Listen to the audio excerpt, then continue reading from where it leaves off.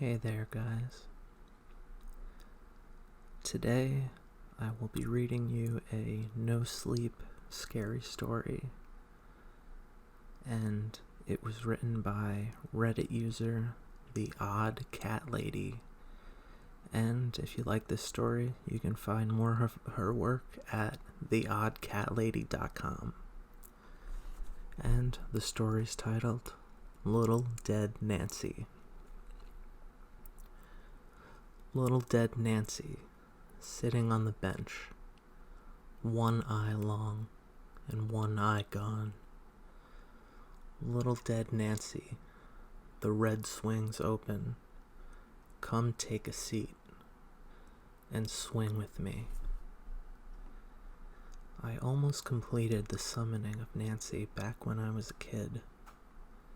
I was somewhere in the second grade. I'd just moved to this new school. Long story short, parents divorced.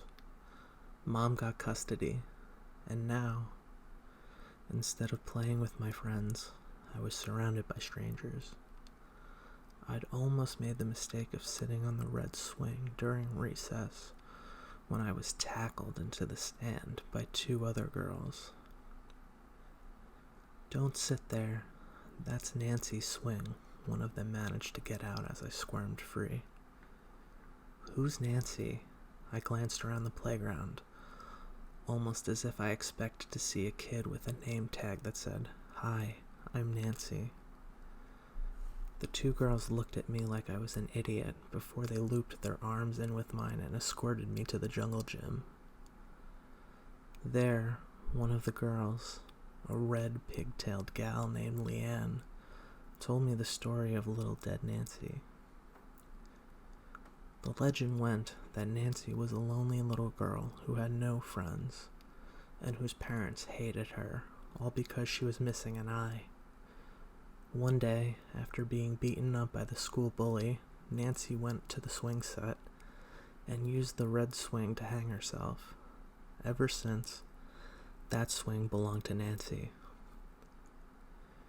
If I used the red swing, I was just asking to end up like little dead Nancy.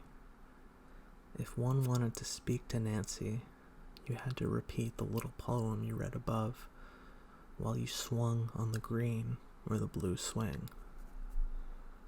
Apparently, she'd started swinging next to you once you recited it. It was unknown what she'd do to you, but I think the common conclusion was that she would murder you. So, my immediate response to this was to go back to the swing set, plop my butt down on the green swing, and start reciting.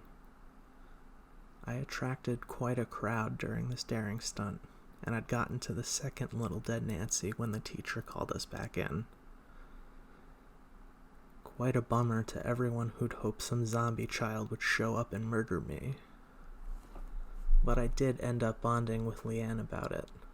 By the next day, I had all but forgotten about the poem, and just settled with playing house with Leanne and the other girl, Aileen. I still kept my distance from that red swing, however. As I got older, I heard a bunch of stories of what happened to Nancy.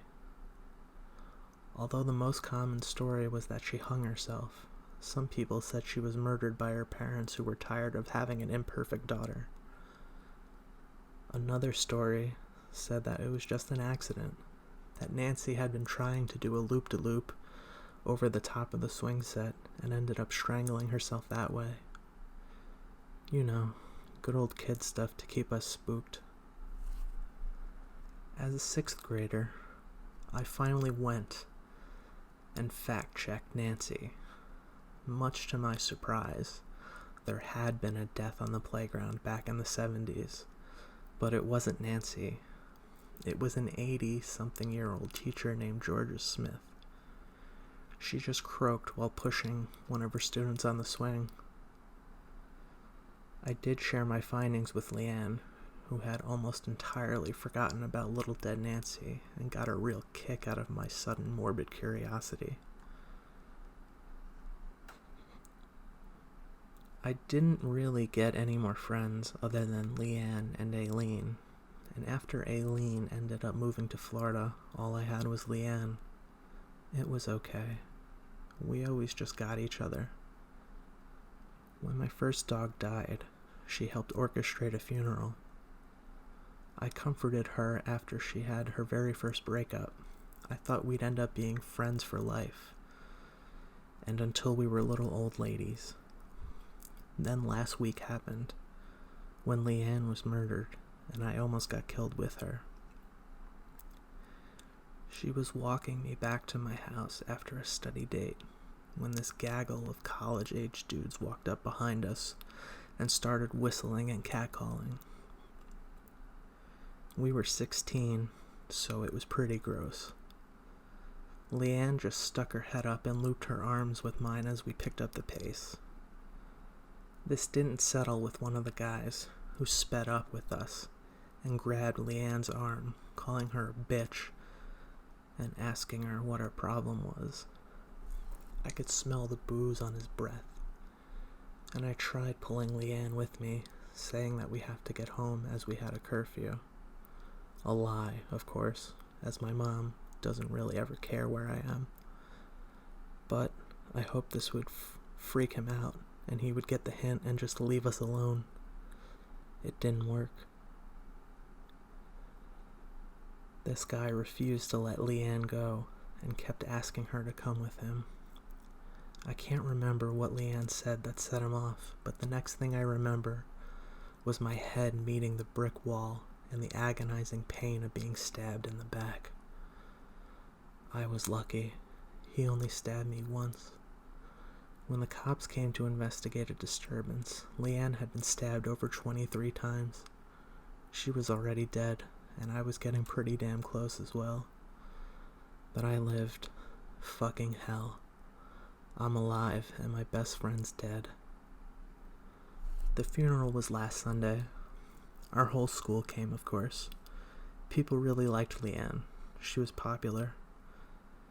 Probably would have done great things. I, on the other hand, was the social recluse who had no future and no friends. Other than Leanne, who always made time for me. No one has ever had the nerve to blame me face to face for her death, but the only reason she was out that night was to walk me home. Note, I say face to face. I think I'm up to 24 death threats on Facebook from 9 different people. Might be 10, but I think 2 of the accounts are the same person, as they both wrongly spelled bleach as beach. As in, drink beach, you fucking whore. I think they mean whore. I've spent a lot of time walking around in the dark since the funeral. Maybe I wanted to see that bastard again.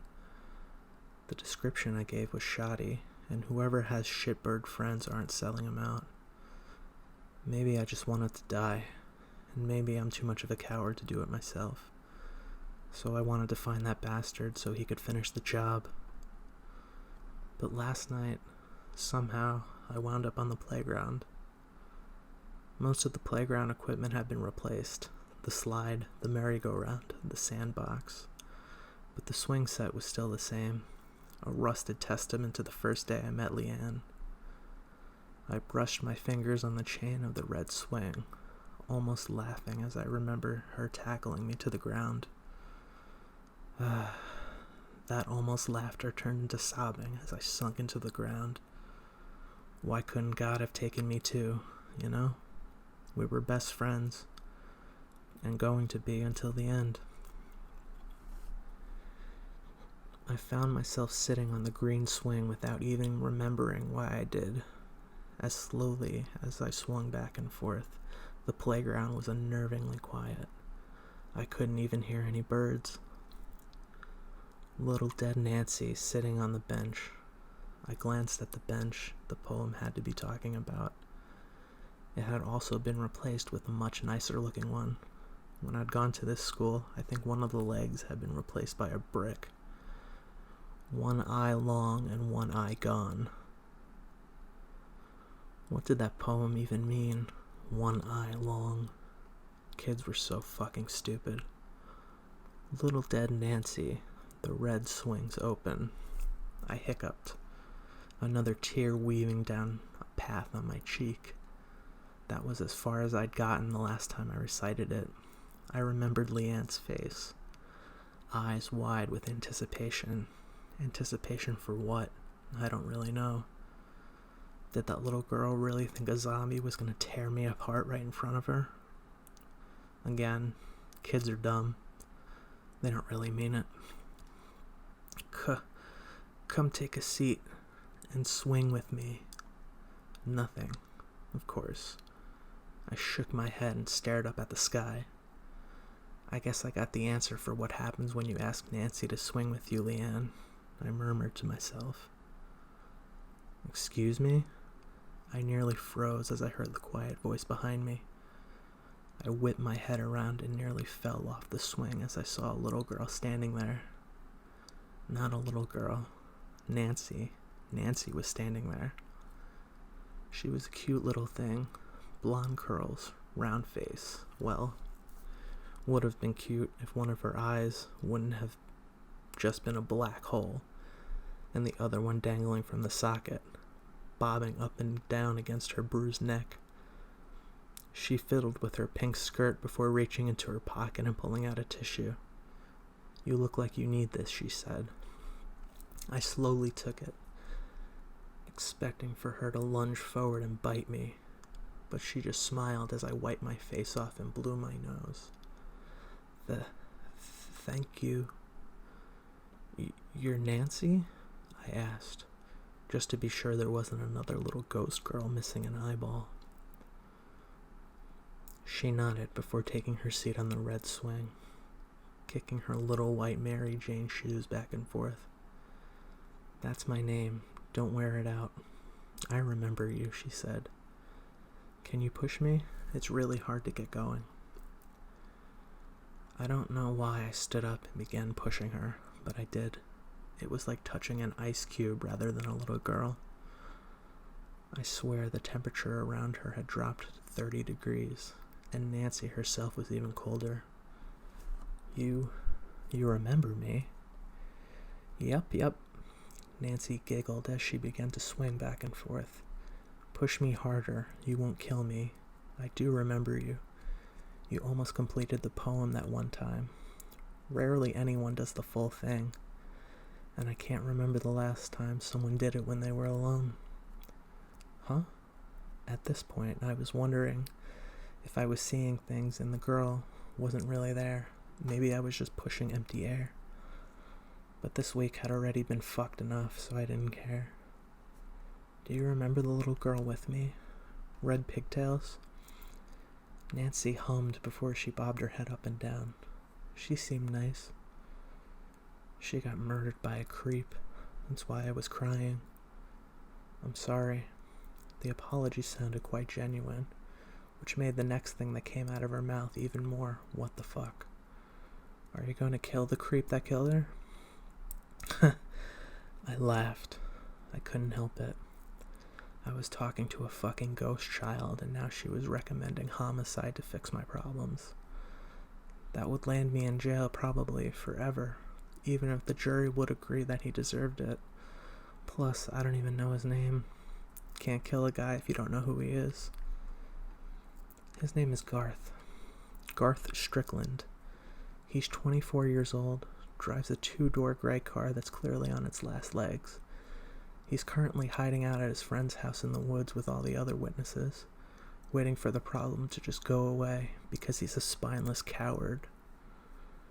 He thinks it wasn't his fault because he was drunk, and that she called him names, and she was dressing like a slut, so she got what she deserved anyway.